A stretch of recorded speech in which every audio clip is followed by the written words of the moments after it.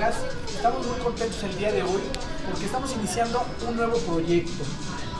Un proyecto que surgió en la idea de varios amigos, de varios especialistas, un proyecto multidisciplinario que son tertulias sobre varios intelectuales, filósofos, pensadores y algunos que ustedes nos recomienden con el tiempo.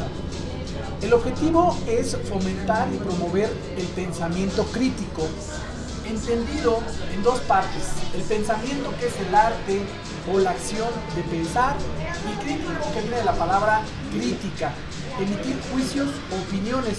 Entonces entenderíamos que el pensamiento crítico es el pensar a través del conjunto de acciones o opiniones para emitir juicios. Y el día de hoy, como les comentaba, vamos a iniciar con la vida y obra de Noam Chomsky. En la primera intervención estará el doctor Juan Bautista. Gracias, buenas noches. Posteriormente, sociólogo César Augusto. Y bueno, estamos muy contentos y sin más preámbulo, le damos la palabra al doctor Juan Bautista, que nos va a hablar del filósofo, lingüista estadounidense y uno de los más influyentes, uno de los héroes intelectuales, Noam Chomsky. Doctor. Muchas gracias, doctor. Lo primero que tendríamos que abonar para Noam Chomsky es este sinónimo de su nombre, que es disidencia lúcida. Desde luego, disidencia lúcida, tratándose de uno de los mejores pensadores contemporáneos que en la actualidad abonan mucho a esta parte de la economía, la política y la democracia. Hablar de Noam Chomsky, desde luego nos tenemos que referir a esta parte crítica que él hace respecto de este neoliberalismo, que es muy diferente a hacer una crítica al capitalismo. Él manifiesta que el capitalismo es sano siempre y cuando sea bien encaminado. Ahora bien, cita Noam Chomsky como una paradoja en la utilización de un martillo. Él nos dice: si el capitalismo está bien enfocado, por supuesto que habrá un desarrollo de estas potencias económicas o de estos países que forman bloques económicos.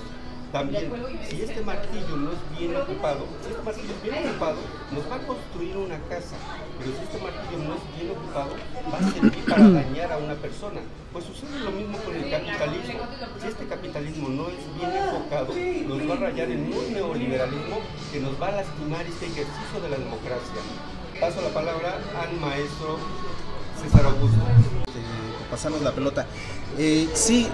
Bueno, yo creo que hablar de Chomsky es hablar de una parte de la historia moderna de Estados Unidos, o posmoderna, o ya no sé cómo llamarla, ¿no? Los filósofos hacen unas connotaciones como posmodernidad, como sociedades líquidas, que ya habrá tiempo de hablar de eso, ¿no? Sí.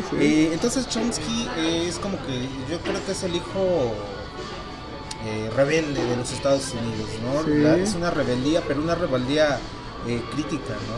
Y de ahí se desprende, ¿no? la idea de criticar. Criticamos un capitalismo que es un capitalismo agresivo, lamentable, ¿no?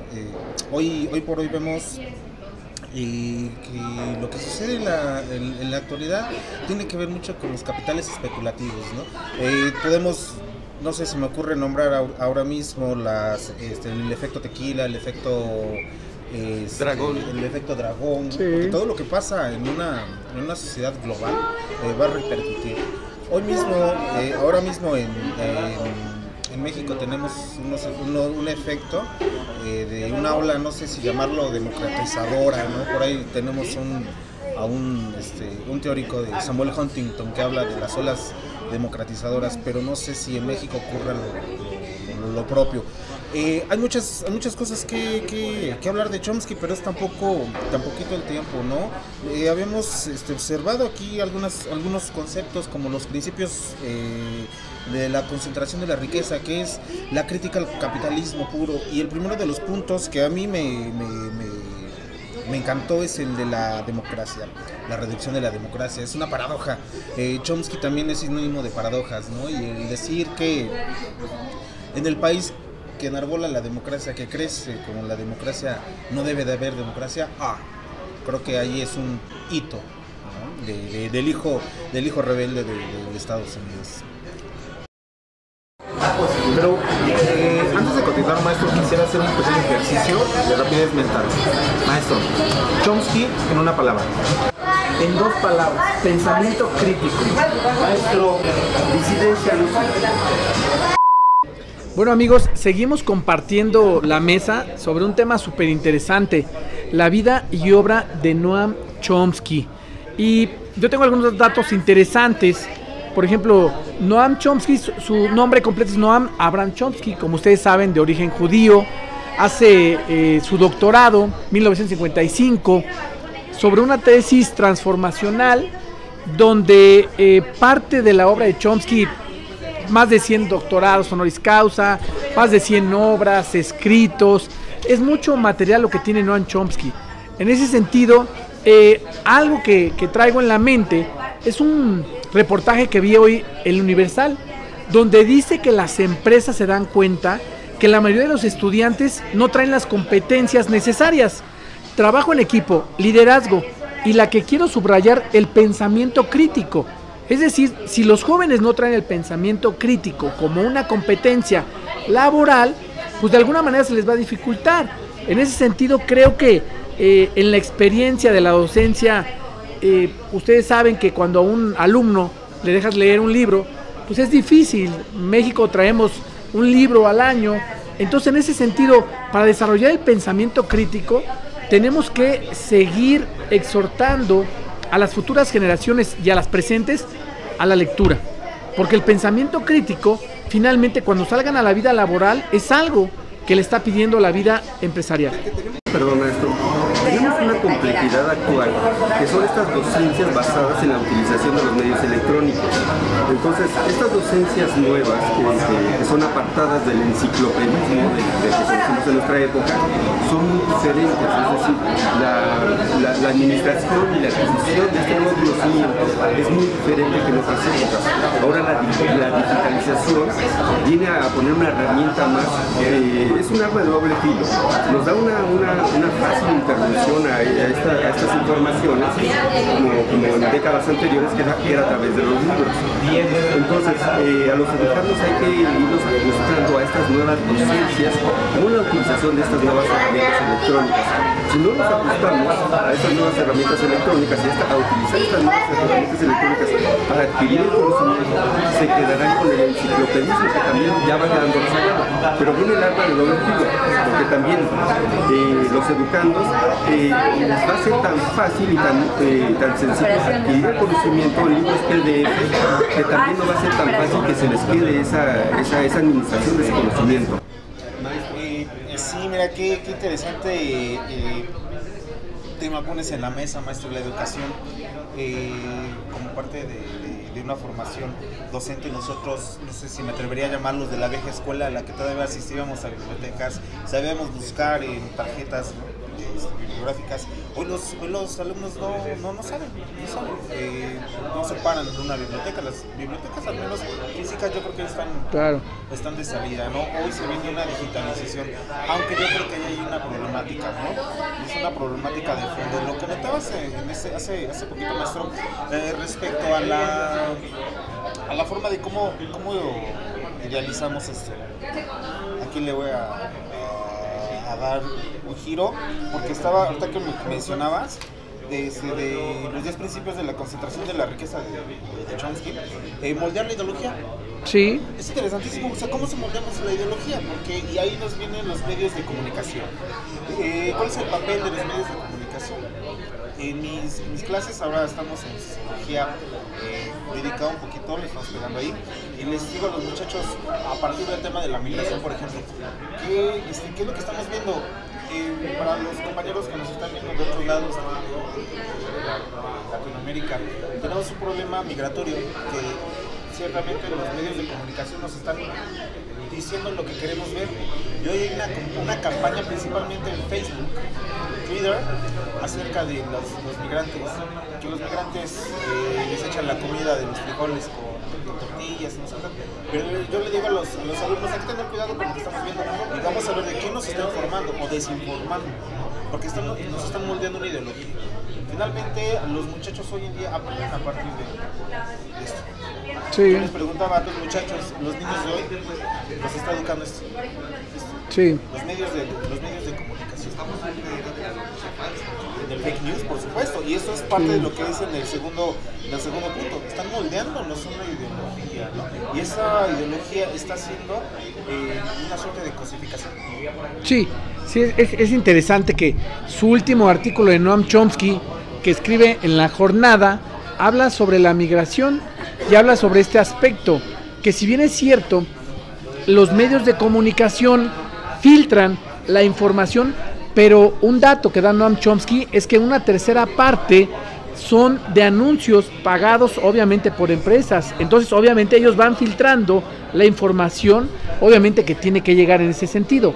Ahora bien, el tema de la migración pues es un tema que sabemos que es coyuntural con las elecciones intermedias en Estados Unidos, donde la palabra Trump pues es una palabra donde obviamente ha fijado postura Chomsky en ese sentido, donde obviamente si vemos que está sucediendo en todo el mundo situaciones como el Brexit, que nadie lo esperaba, la votación en Colombia, donde la gente en vez de votar por la paz vota por la guerra, si vemos obviamente el caso de Brasil, si vemos obviamente el caso de Trump con un 6% de probabilidad de ganar al inicio. Entonces son casos de alguna manera que contrastan y van en contra obviamente de todo lo que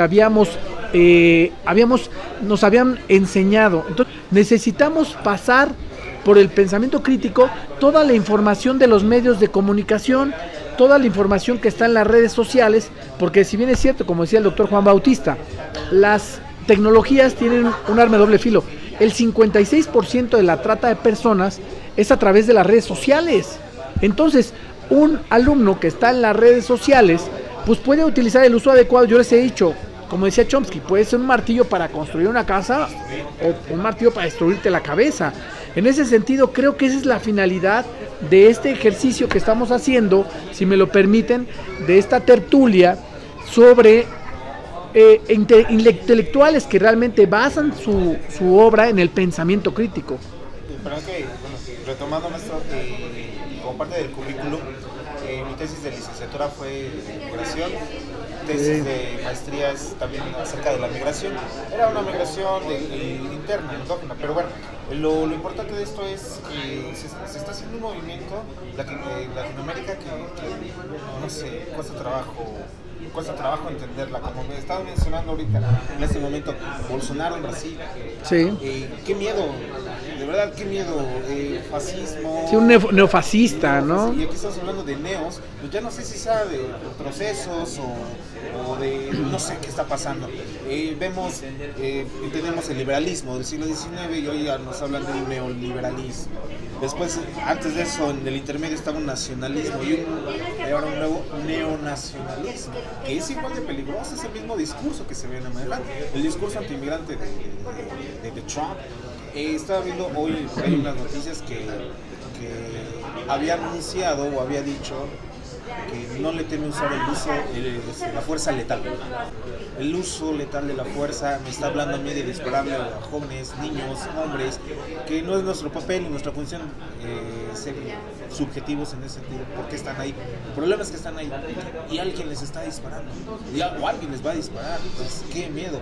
Creo que una de sus líneas de investigación, doctores, son los derechos humanos, ¿no? Sí. ¿Dónde atropellan los derechos humanos? ¿Cuándo tienen derecho? ¿Cuándo pasan? ¿Cuándo no pasan? Tenemos una hegemonía del poder a la luz de Antonio Gramsci. Antonio Gramsci, con esta hegemonía del poder, nos ponía hasta la cúspide de esta pirámide de la hegemonía del poder, al poder económico, que se ponía a este poder de la democracia y obviamente al poder político, y este poder económico jugaba con el ejercicio de la democracia, es decir, la abrazaba y se la comía.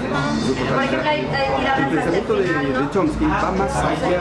Él dice que la economía ya de por sí es cruel, entonces el neoliberalismo, que es una economía mal enfocada, es más cruel todavía y va a abrazar no solamente a la democracia o a la política, sino va a abrazar todos estos esquemas normativos de los derechos humanos.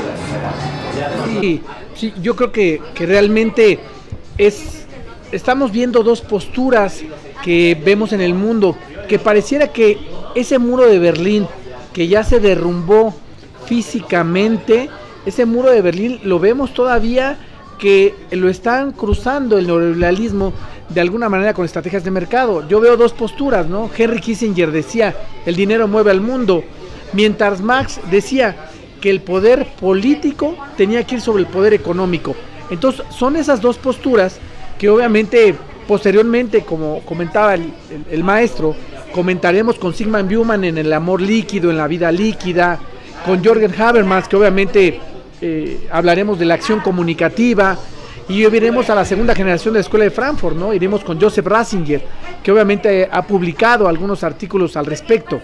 Entonces creo que finalmente parte del hilo conductor de estas cápsulas, esta tertulia, es ir aterrizando, ir haciendo que el mundo no es una hoja de papel nada más. El mundo lo podemos hacer lo grande que nosotros queramos, pero va a depender de lo que lo pasemos por el matiz del pensamiento crítico y que podamos obviamente promoverlo, ¿no? Todos como comentabas al inicio, que Chomsky lo consideran un antiestadounidense, un revolucionario, socialismo, ¿no? Y obviamente creo el hijo rebelde, ¿no? Entonces, interesante que Chomsky, que estuvo 30 años en Massachusetts, en MIT, y ahorita se va a Arizona, ¿no? Un hombre que no trae celular, que un hombre que yo les puedo decir que la experiencia que vino a la UNAM, y estuvimos formados 4 horas para escuchar a Chomsky, y estaban 2 premios Nobel tomando nota. Cuando Chomsky iba a hablar, tomó nota, y obviamente hubo comentarios ahí donde le dijeron, Chomsky, comenta cómo Alemania, cómo influyó Facebook en las elecciones de Alemania. Entonces, son temas de alguna manera que vemos a Chomsky pues muy activo en ese documental que obviamente le recomendamos ampliamente, Requiem por un sueño. Y bueno, parte de una obra de las que tiene, que yo le recomiendo, es Lo que realmente quiere el tío Sam. Y si me lo permiten, quiero ir a manera de conclusión. Hay un párrafo que dice: la verdadera investigación es siempre una actividad colectiva, y sus resultados pueden hacer una contribución grande para cambiar la conciencia, aumentar el conocimiento y comprensión, y llevar a una acción constructiva.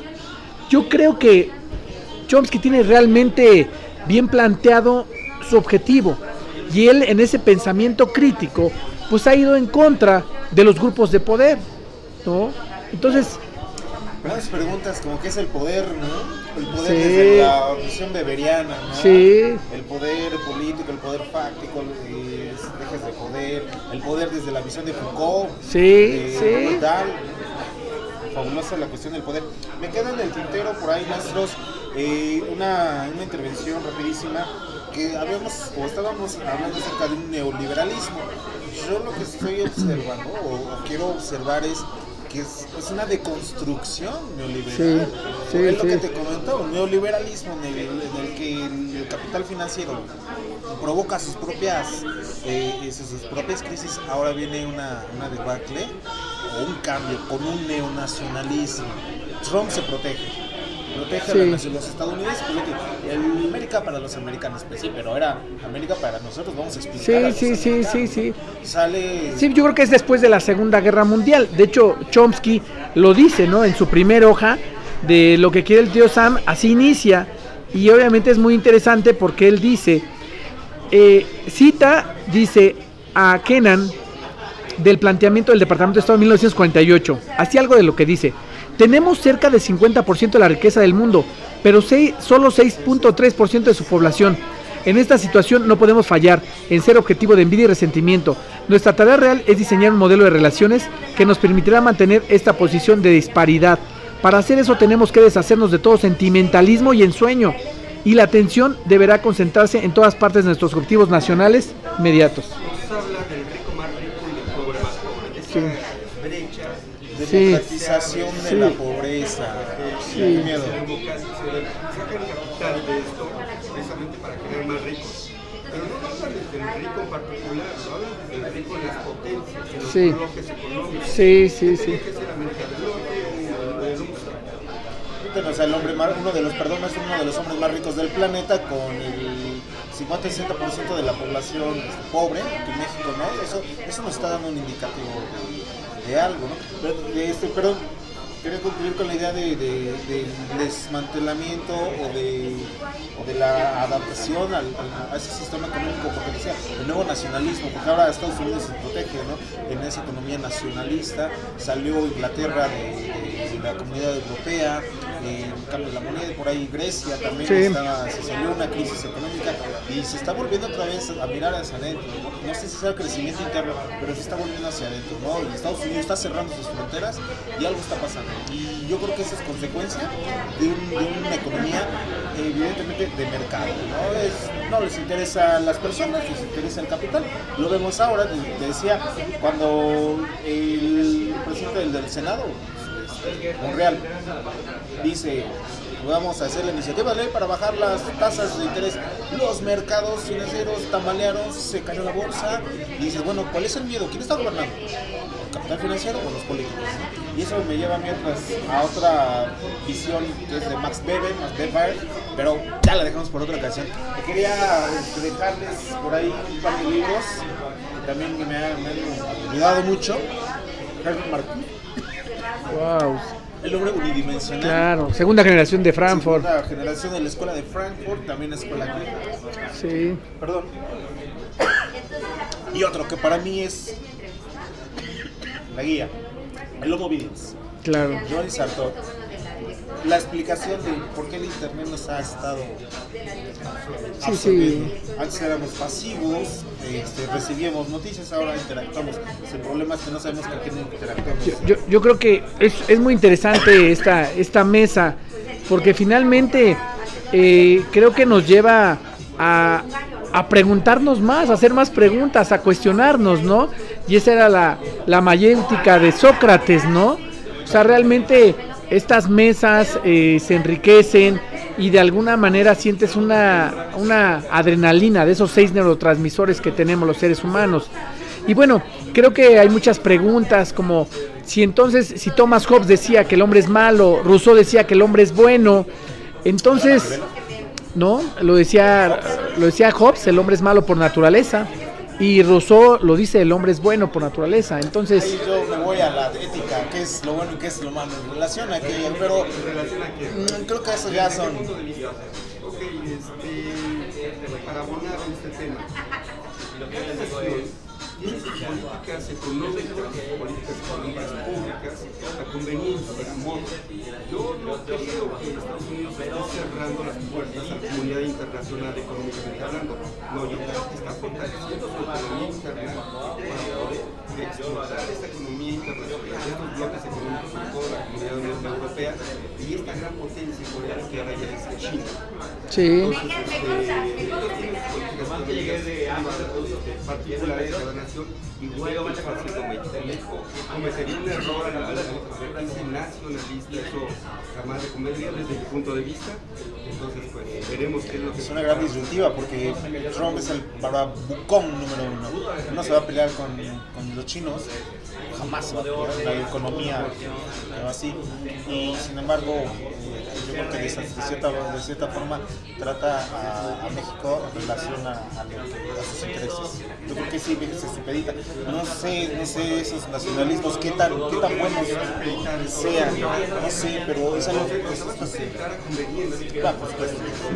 yo creo que parte del libro que ahorita me llegó a la mente, Marcuse, ¿no? Marcuse, o sea, esa tendremos más tiempo para hablar obviamente de la segunda generación de Frankfurt, pero bueno, fueron esos judíos obviamente que salen, ¿no? Después de la Segunda Guerra Mundial, así con Adolfo Adorno, Marcuse, Einstein, Freud, Víctor Frank.